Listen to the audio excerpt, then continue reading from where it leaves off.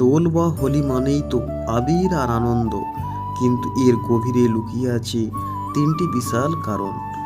প্রথমত, অশুভের বিনাশ।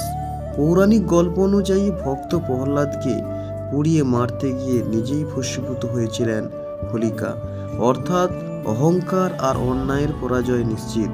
দোল আমাদের এই শিক্ষাই দেয়। দ্বিতীয়ত, শ্রীকৃষ্ণের প্রেম।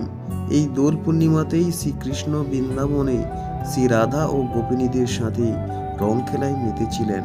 তাই এটি শুধু আবির মাখা নয়, এটি নিঃস্বার্থ ভালোবাসার উদযাপন। তৃতীয়ত, প্রকৃতির পরিবর্তন। ঋতুরাজ বসন্তের আগমন ঘটে এই সময়। শীতের জীর্ণতা সরিয়ে প্রকৃতি যেমন নতুন সাজে। দোল উৎসব আমাদের মনের পুরনো তিক্ততা মুছে নতুন করে বাঁচতে শেখায়। তাই এবার রং খেলার সময় শুধু গাল লাল করবেন না, মনের ভেতরের রাগ হিংসাগুলোকে ধুয়ে ফেলুন। রঙের চেয়েও বড় হলো সম্পর্কের বাঁধন।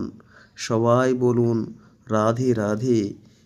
হরে কৃষ্ণ হরে রাম, রাম রাম হরে হরে।